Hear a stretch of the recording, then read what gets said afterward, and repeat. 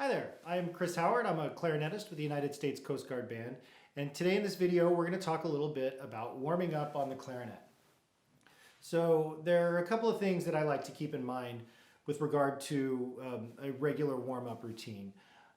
The first and foremost is that warming up is all about fundamentals. It's that daily reminder, that daily reinforcement of the core fundamental tools of playing. For me, I have those fundamentals divided into three very specific categories, and I address them in this order when I warm up. First is sound production, tone quality, and I do that through long tones every day, followed by finger technique, and I usually use scales and exercises, arpeggios, etc. And then finally articulation, and I have a specific articulation exercise I like to use when I warm up. So one of the things that I really like about this warm-up routine that I'm going to go through here with you is that it's scalable, which means it can be adjusted for young players, whether it's middle school players, all the way up through high school, college, professional players. There's a level of it that can work for anybody. It's important to keep in mind with warming up, one of the most important rules for me is that you have to keep your warm-up consistent.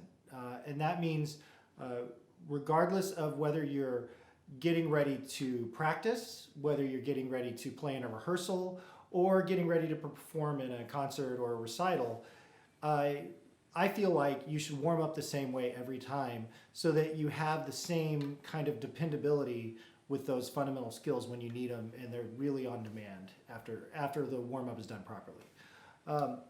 I like to set aside about roughly 5 minutes for every half hour I'm going to practice. That doesn't mean that I stop and warm up for 5 minutes every half hour. If I'm going to practice an hour, then I'll spend about 10 minutes warming up. If I'm going to practice an hour and a half, I'll spend about 15, etc. You don't want to spend all of your time warming up, but the more time you have focusing on those fundamentals, the better.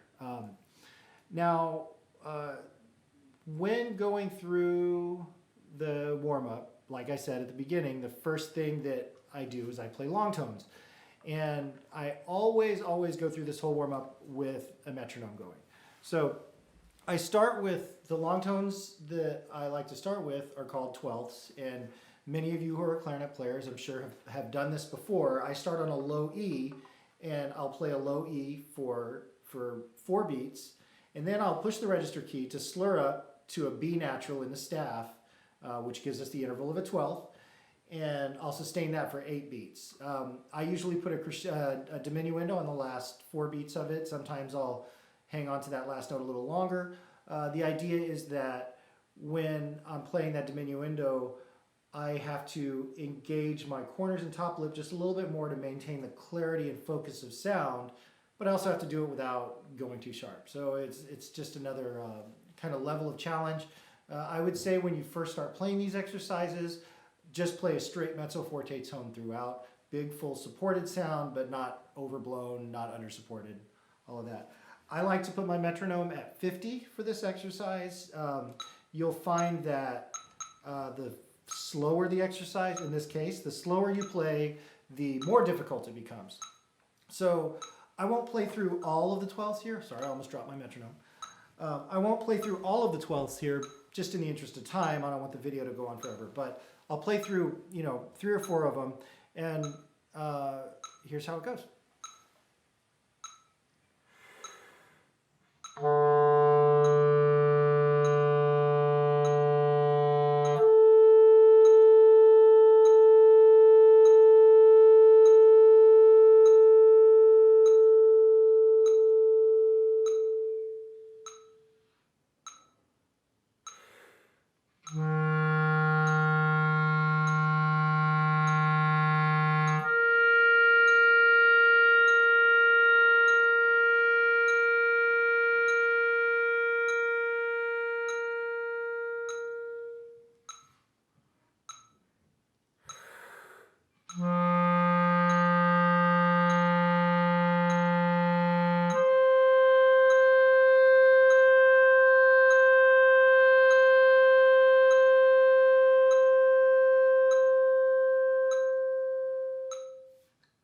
So there I just played starting on E to B, F to C, and G to D. I'll go through those. I don't go chromatically, although you can if you want, if you have the time to spend to do that.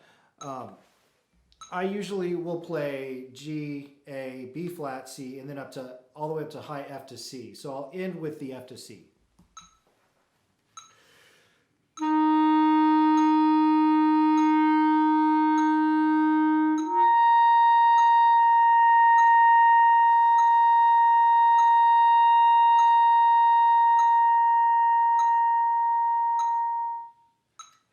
So after that, this is where one of the, I think that exercise is perfect for once, if you're, say, a middle school student, once you're comfortable playing that high C, this exercise is fantastic for young players to go through the 12ths like that.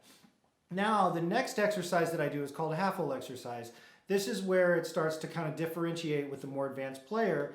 High school students should, I think, be playing this exercise every day. And that's where I'm going to start on the E in the staff. And after 4 beats, I'm going to roll my top finger down and open the top tone hole up just about halfway. And when that happens, the note will overblow to the C sharp.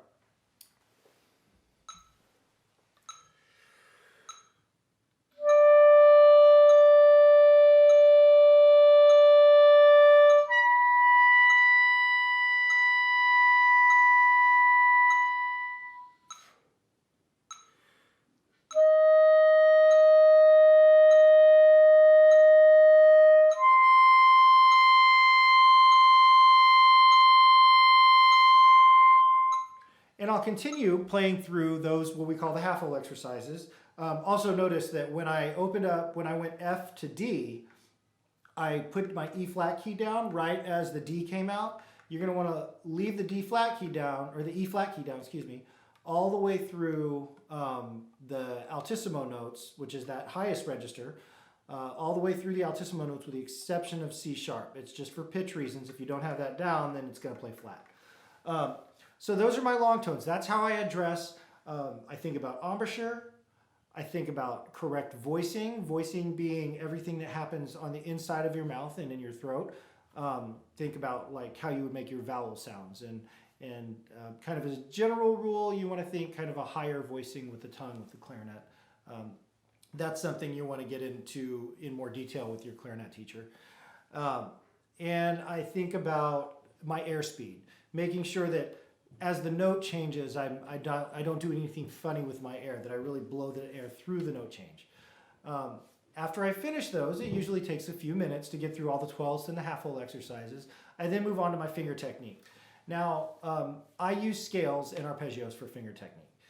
There are all kinds of books, warm-up books, and different exercises that different teachers will use.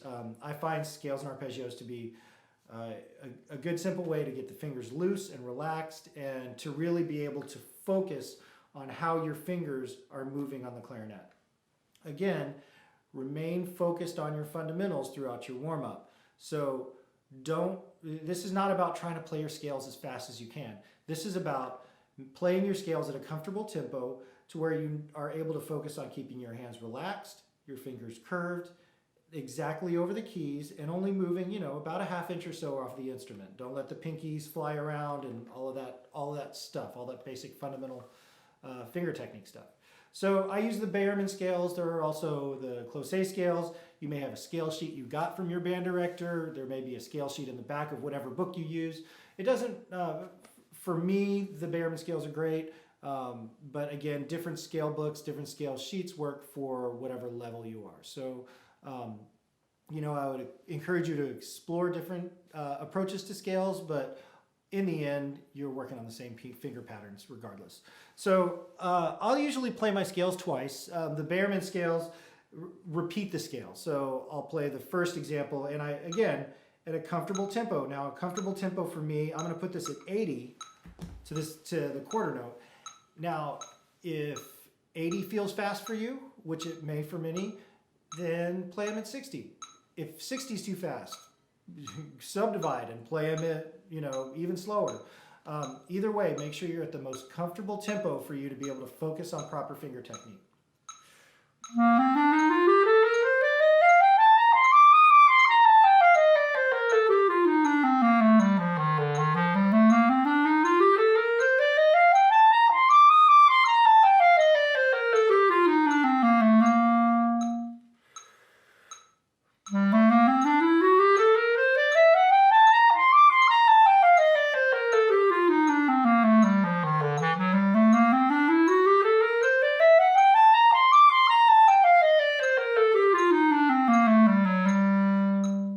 Now, this particular book, the Behrman book, that was C major and then A harmonic minor.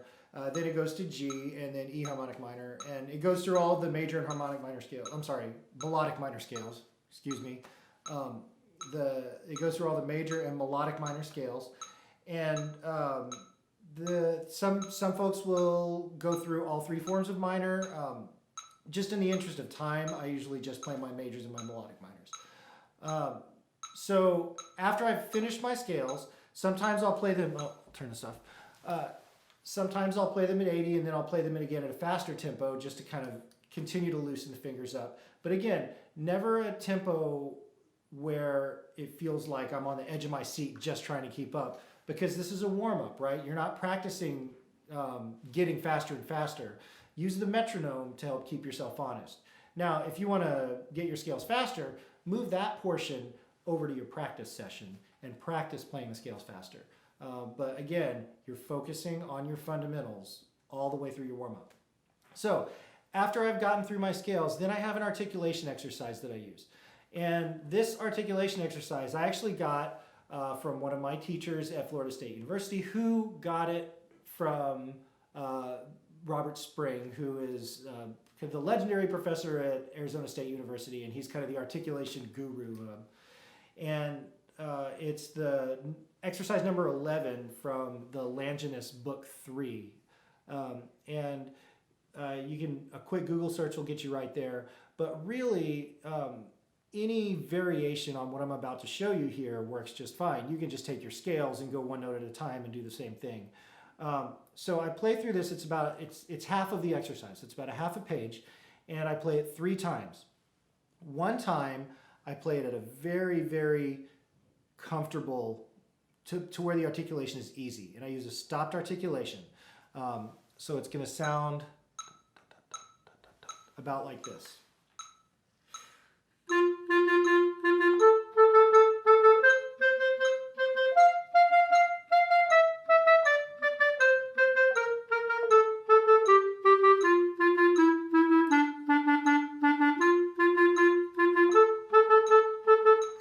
Etc. So it goes on like that for about a half a page. During that entire time, I'm focused very much on tongue placement, making sure that I'm striking the reed the exact same way every time, and that the articulation is clear, and that I'm not hearing the tongue in the note, I'm just hearing the note start and stop. All those fundamental things. Again, the key word is fundamentals. Then I'll play it again at a tempo that feels fast but is still comfortable. So I'll move this up to, a little faster.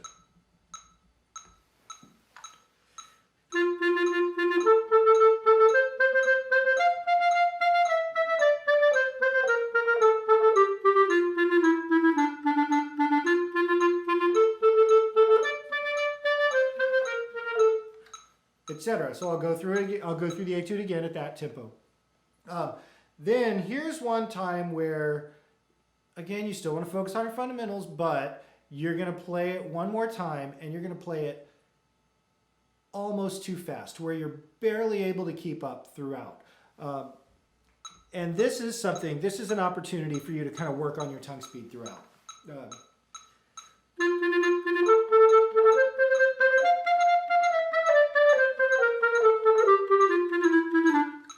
So by the time I get to the end of the exercise, usually my tongue's going to be exhausted and I'm going to be really struggling to keep up. I might even have to take a few breaks and start again.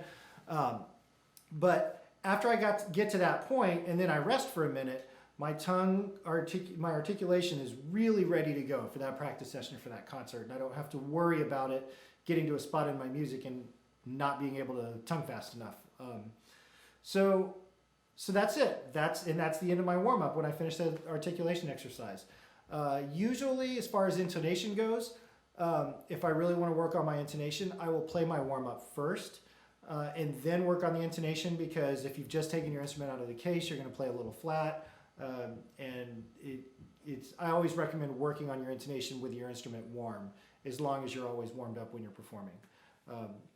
So that's it. That's kind of how I teach a warm-up exercise, or how I teach my warm-up exercises, and how I do my own warm-up exercises.